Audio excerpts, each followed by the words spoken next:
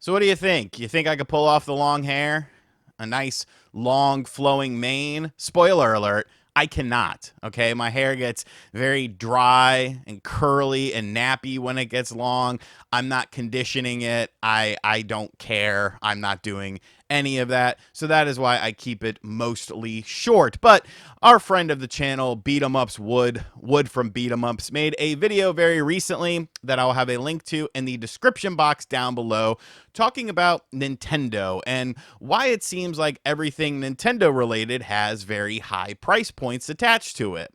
Now, obviously, during the Nintendo Direct that we just got, we were introduced to a bunch of new stuff. Things like new games, new accessories, new Amiibo, and they didn't really talk about the pricing of any of that stuff because that's really not how these sort of things work. Obviously, with something like a system launch, they're going to talk about things. But when it comes to individual games or accessories, that's something that you find out after the fact. And unfortunately, there can be a bit of disappointment when you see something, you like this, you think it has a certain price point in your mind, and then, of course, you go online and you look to pre-order it, and the price is a little out of your price range of what you were willing to spend with this. Now, I want to talk about Wood's video, and then I want to kind of break down the three-headed Hydra that I feel like is going into the decision making for Nintendo when it comes to the pricing of these things. Now, I know there will be business experts and Fortune 500 people in the comments of any video talking about the business side of things, because it just seems like they harbor online and like to look for those Nintendo business related videos. But this is obviously something that extends beyond Nintendo. It's the video game industry as a whole. And spoiler alert, I did go to college for business at community college. I just dropped out, but I took several business classes, so we're probably on the same level when it comes to things like this. So Wood, of course, talked about a few things in his video that we've actually talked about here already on the channel, such as the Super Mario Galaxy 1 and 2 pack price point and the DLC price point of Donkey Kong Bonanza Emerald Rush. Now, I've made videos on both of these things, kind of sharing my thoughts. Yesterday, we made the video on Donkey Kong Bonanza Emerald Rush to see if it was worth the $20, and the Super Mario Galaxy situation. It seems like the Super Mario Galaxy situation has definitely been getting more of an ire from people, I feel, when it comes to how Nintendo is handling it as far as the $70 price point or $40 price point individually. Now, since my initial video, there's actually been quite a few interesting comments that have popped up when it comes to the price point of this and some alternatives that Nintendo could have done, such as essentially bringing back the 3D All-Stars collection, adding in Super Mario Galaxy 2, and then going for that $80 price point that they're looking for. Then you have 4 individual games that are all $20 a piece that do have visual enhancements, and I feel like that could be potentially more attractive to people. If people manage to get the 3D All-Stars during the limited time window for it, then they can purchase Super Mario Galaxy 2 a la carte at, 25 bucks maybe. You obviously don't want to charge $20 for them, but $40 just seems like a lot for a Wii game, especially considering, like we talked about in the initial video on this, you obviously have Final Fantasy VII Remake coming out. That's a much larger game for also $40. Donkey Kong Bonanza DLC, it's kind of an interesting thing in my opinion because of the fact that it's just very soon after the base game came out. So there's always going to be those questions of whether or not this was cut content. And it's hard to prove cut content a lot of the times, I feel, honestly. It's the video game development is very different than it used to be. Could it be cut content? Could it not be cut content? I'm not really sure. But what I do know is when you're playing Donkey Kong Bonanza Emerald Rush, you have to see if this justifies the $20 price point. For me personally, I was okay with it because I loved the base game so much, but it doesn't really do much to deviate from the base game to where if you didn't really care for some of the mechanics, you're not necessarily going to care for some of this stuff. Now, what could they have done with that situation? I think they still could have charged the $20 if they wanted to, but also included it on Nintendo Switch Online expansion pack. That way, if you have that on your Nintendo Switch 2, which you pay for either monthly or tri-monthly or yearly, then you have access to that DLC, so it makes it a little bit of an easier pill to swallow. Now, the other things he talked about in his video, and like I said, make sure you go check out his video to get his thoughts on all this sort of stuff, are three different things that he kind of focused in on: the Amiibo, Pokemon ZA Legends or Legends ZA, and the Virtual Boy thing being $100. Now, I got to be honest, I don't have a dog in the fight when it comes to the Virtual Boy thing because I'm buying one. And I am part of the problem, part of the three-headed hydra that we will get into in just a moment. But at least I'm able to look in the mirror and realize, hey, you are part of the problem when it comes to stuff like this, so you can't be too angry about the situation. I am a diehard Virtual Boy fan. I chose a Virtual Boy in Christmas of 1995 over a Sega Saturn and a PlayStation 1. And it's not because I was a Nintendo fanboy. I was a Sega kid. I just loved the whole head apparatus that the Virtual Boy had. And I don't know, maybe that's why I have brain damage now when it comes to playing video games and just life in general, because I would stare into the dark abyss of the Virtual Boy for hours at a time, never taking a break. The Amiibo situation, I think, is a little bit interesting, though, because with the Kirby Air Riders Amiibo, these Amiibo are $50 a pop. And you might be saying, well, I remember when Amiibo were cheap. Yeah, I do too. Now, these do have a little bit more functionality than a standard Amiibo because you can take the Kirby off of it and move it to the other Amiibo. So it's like a different little race device. I don't know what they call it. I guess star. You get a different star that you put Kirby on. But the problem is the whole mechanism is based on switching between the two. Like, yeah, you can have one, but the whole point of it is to switch between the two of them. So now we're at $100 plus the $70 for the game. And the game itself looks fine. I know people are indeed very excited for it.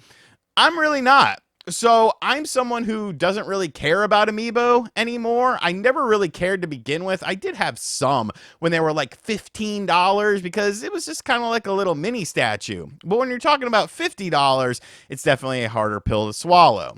The final thing that was discussed in Wood's video, I don't know, I might have gotten these out of order, to be honest with you. Like I said, this is the third time now. Go watch his video. It's in the description. You got nothing else to do if you're watching me, of all people anyways, is the Pokemon Legends ZA situation. Because during this Nintendo Direct, they talked about paid DLC with more Mega Evolutions coming to the game that's not out yet.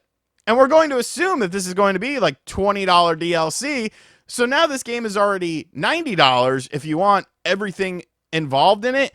And you still have to factor in the game isn't out yet. So if you want to make a cut content sort of topic or a conversation about that, that's the kind of stuff that really annoys me. I'll be honest with you. I don't want to hear about any paid DLC about a game before the game comes out, because that, to me, optically speaking, is just something that it feels like you have removed stuff in order to charge people for this stuff a little bit later on down the road. Think about it like this. If the Emerald Rush stuff came out before Donkey Kong Bonanza came out, how would people be receptive towards that? Would they be upset about it? I'm sure that they would, because it's kind of like, well, if it's ready, why not just put it in the base game to begin with? At least Donkey Kong Bonanza came out before this DLC was revealed and then dropped. You can't say the same thing about Pokemon Legends ZA. So that's kind of a brief synopsis of Wood's video. There's much more in it, though. So fourth time now, make sure you guys go check it out. But we got to get to the root of the problem here. We have to get to the real root of the conversation. Why is Nintendo charging so much for seemingly everything that they are releasing involving the Switch 2? And to me, it is a three-headed hydra. And, it's something that we've talked about before on the channel. Things like tariffs, things like greed, things like the third head of the Hydra that we haven't really talked about all that much. But I kind of want to break down how I view it. And once again, I'm not saying my opinion on this is correct. I'm not saying your opinion on this correct. I feel like it is a very nuanced topic that unfortunately a lot of people get emotional about, and they don't really think about the larger picture, in my opinion. If you disagree with that, that's cool. I don't really care. So the first head of the Hydra that I want to tackle is tariffs, because tariffs obviously do play a role in this entire situation. Now, how much of a role does it play is sometimes I feel a bit overstated by some individuals, but that's just my personal opinion, and I'll try to give you guys some analogies as to why I kind of feel like that as we go along. But obviously, when tariffs change, prices are going to go up. Now, when tariffs change in the other way, you don't really see prices go down, but that's a conversation for another place and time. Now, with tariffs, you obviously see this in pretty much all sectors of entertainment and marketplaces and stuff like that. But there's one in particular that I'm pretty tapped into that I have definitely seen this been a impact of, and that is the independent wrestling collecting figure sphere, aka wrestling toys. But they're not toys, they are collectibles. But there are lots of smaller companies right now that make like retro inspired wrestling figures of wrestlers from the 80s and 90s and modern day era that of course have been impacted by tariffs. Now, most of these companies actually use the same factories and like really like the same people to make them, but you saw a lot of price changes when it comes to stuff when it's getting into your hands at a retail level. So for instance, maybe it cost $10 to make a figure and they were charging $30 for the figure. Well, now that's gone up to $15 or $20. So now they're wanting to change their prices. Some places went up minusculely. Some people went up a few dollars. Some places went up multiple dollars, up to $10, $15, all depending on their specific business model. Because like I said, when it comes down to this, they're probably all paying around the same thing. It just kind of depends on what they need for their specific business model. Then you also run into the problem, though, with pricing out people when it comes to things like this, because if it used to be $30 but now it's $40, maybe that nostalgic itch doesn't get scratched, so maybe you have to adjust it to $35 so that way it's a bit cheaper, it's still attractive to people, and then you might sell two at $35 or one at $40, but you'll end up making more profit by selling two of them at $35. But obviously it's a very delicate thing because tariffs can change a bit on a whim, which is something that is very problematic for these companies.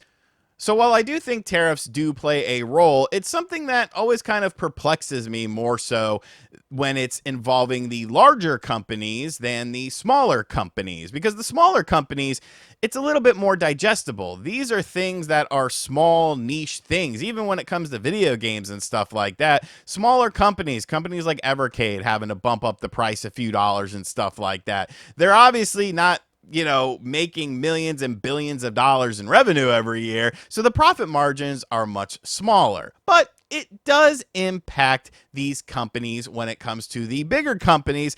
It's just how much of it is that head of the Hydra and how much of it is a greed thing, because I do think greed does play a role in this.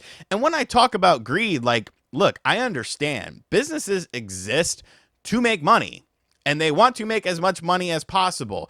It's just people get this thing in their head where they're like, this business is my friend and they care about me. And, I'm friends with them and I have to support them and I have to speak up when people are being mean about them. And it's a very strange parasocial relationship that has definitely been spurned on.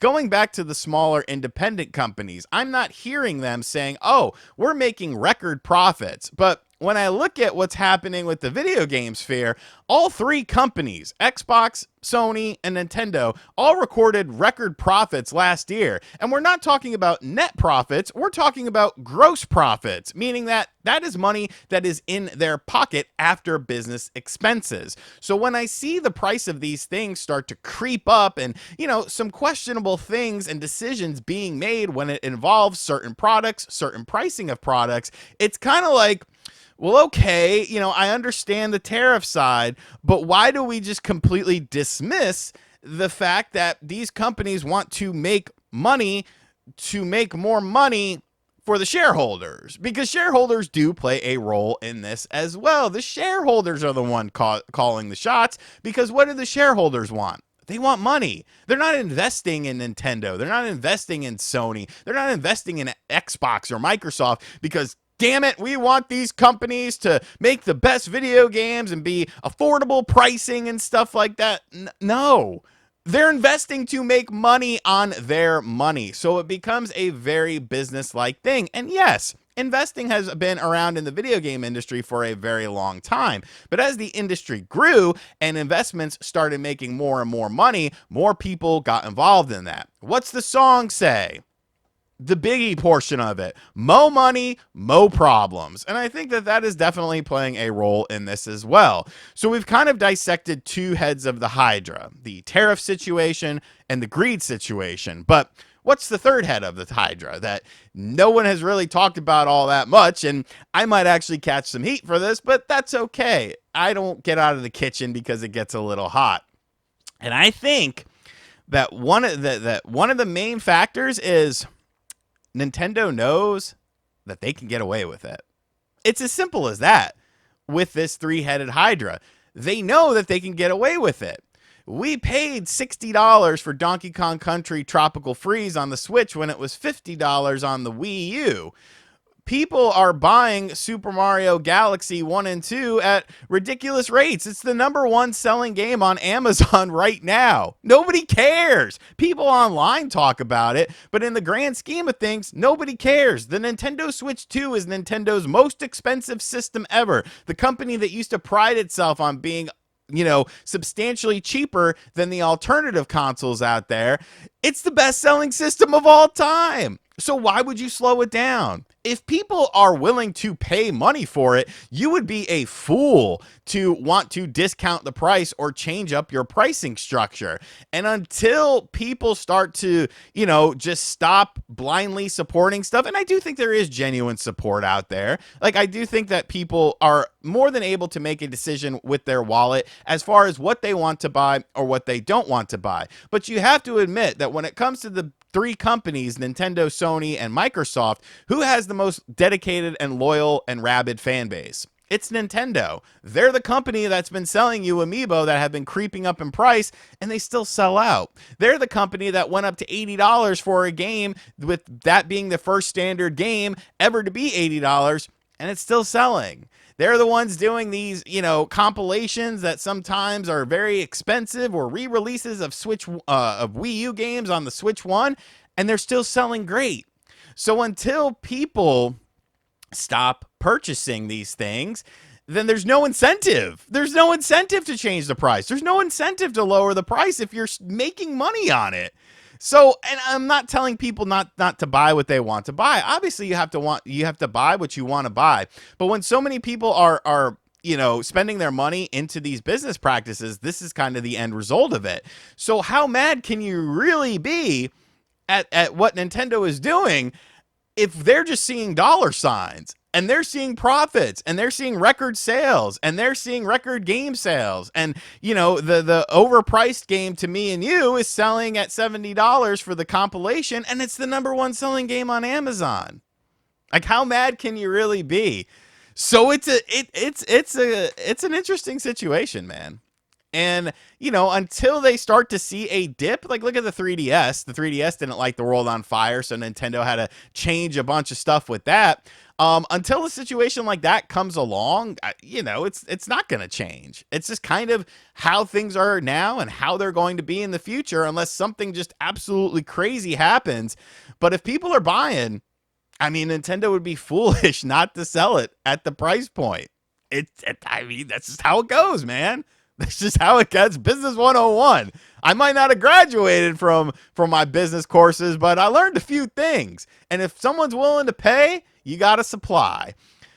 But yeah, so that's my thoughts. Kind of a reaction to Wood's video, kind of an explanation on my video. Like I've said for at least the 5th or 6th time now, go check out Wood's video.